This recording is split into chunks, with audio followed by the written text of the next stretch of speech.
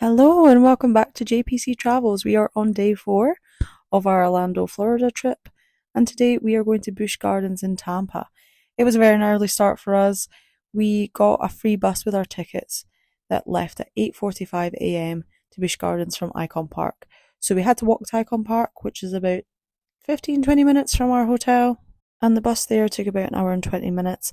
Won't lie, I slept most of the way, and Paul just played on his phone because he has data there where I don't.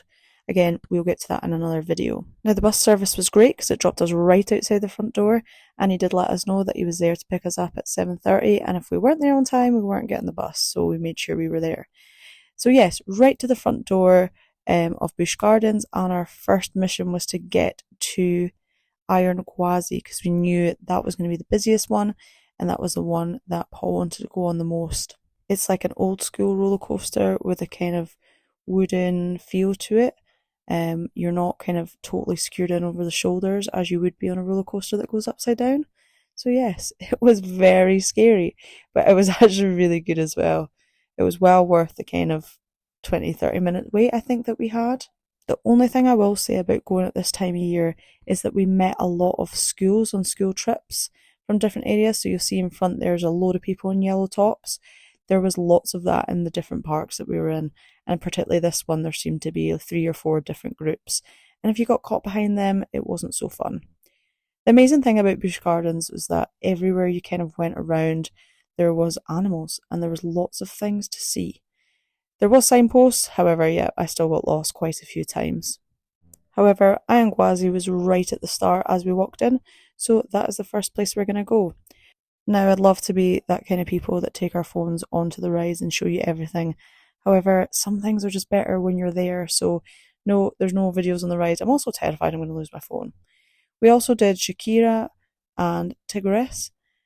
We did these once each as the queues did start to get longer as the day went on. This one was really interesting because it flies forward like a tiger and then it comes back on itself. Another thing that was interesting about Busch Gardens in kind of comparison to Disney and Universal that we noticed was the people just didn't really seem to care as much. So like those that were working there kind of had a straight face. They didn't really give you much, and obviously there wasn't the theming that you would usually get at the other parks. However, they were more thrill rides and there was more options in the one park. On this particular day, unfortunately, Kumba wasn't on and we never got a chance to go on it. Again, I was quite glad because it's one of those drop ones, but you're actually like facing the floor when you drop. So I'm not sure if it would have been my scene. A ride that Paul hadn't been on or hadn't seen before was the Phoenix Rising.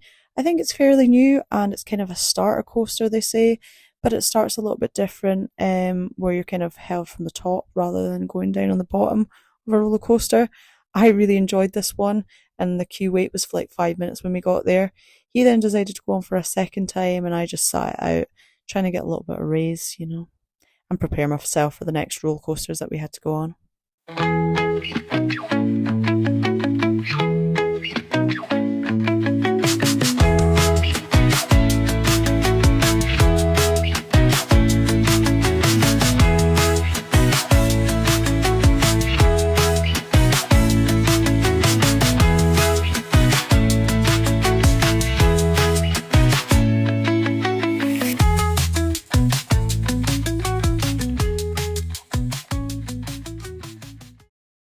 We also did Mon 2.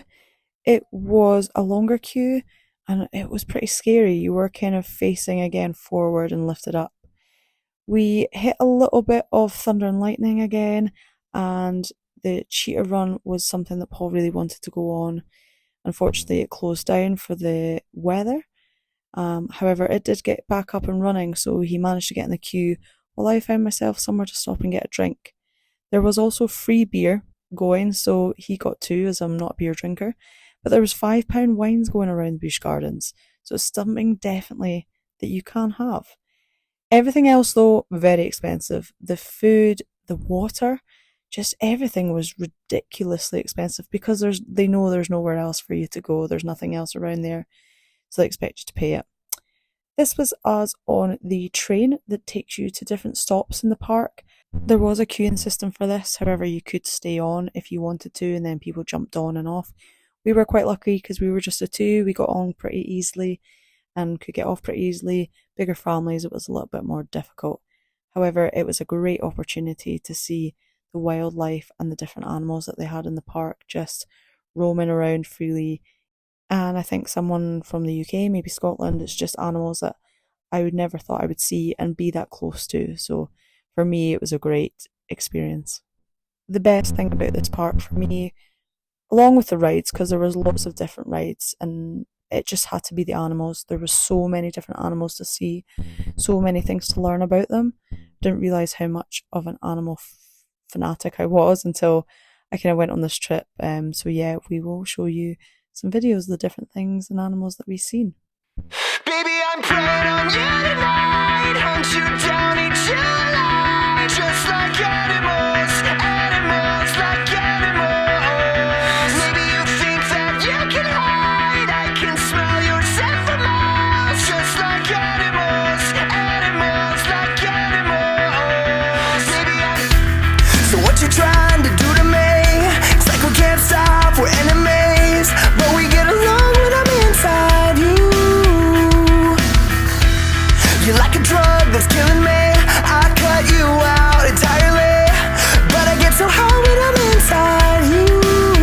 Yeah, you can start over, you can run free, you can find other fish in the sea. You can pretend it's meant to be, but you can't stay away from me. I can still hear you making that sound, taking me down, rolling on the ground. You can pretend that it was me, but no. Just in that last bit of the clip there was an area to go and see kangaroos, but it wasn't an extra cost, so it was something that I wasn't looking to do that day. Here is me just wandering around. It was getting towards the end of the day, and Paul was still queuing for the different rides that he was going on. I think it was maybe still Cheetah Hunt. This is a picture of our lunch. We did pack a lunch every single day and take it with us. It was a more cost-effective way to get by our days, and also Busch Gardens was very expensive, so we were grateful that we did. There was also loads of little squirrels running about, which I always find funny because they obviously run away from us in the UK.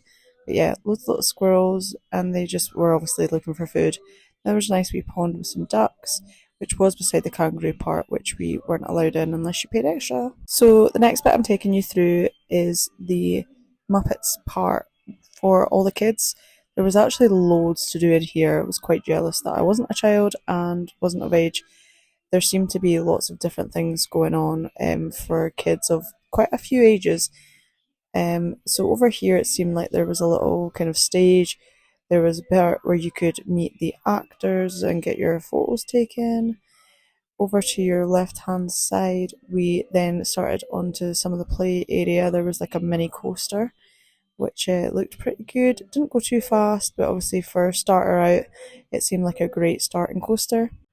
Further along, there was like a mini water log flume, which looked really cool with a little kind of up and down, but it gives the kids kind of an idea of what they would be like. That's the coaster again. Going around, there was lots of places for shade. There was kind of things for different areas and ages. As I said, we arcade just here on the right hand side. Going on, there was also a splash pad which we're coming up to. What I liked about here was there's lots of trees so that it was shaded. Here, obviously, another play area, also a mini Ferris wheel and a little chair swing plane. So yeah, like I said, really great starting place for the young kids. So this brings me right back to the starting point, and there was a small dance troupe here, so watch them for a little bit. And beside there was Stanley Falls, the water flume ride, which we have heard is now closed, which is very sad. We're glad that we got on it. However, looking at it, we did remember that the water wasn't at its cleanest and it did look a bit run down. However, it was very fun and we got absolutely soaked, as you can see from the next photos. Thankfully, we went at the start, so we managed to dry off. Following that is just a couple of pictures from around the park, things that we thought were interesting. So all in all, would we recommend Busch Gardens? Yes, we would. For me, it was a very long day, a long trip out and even longer on the way home because we kind of hit some traffic. Also, downsides, very expensive. We did share this pizza and a few breads, which was about $25.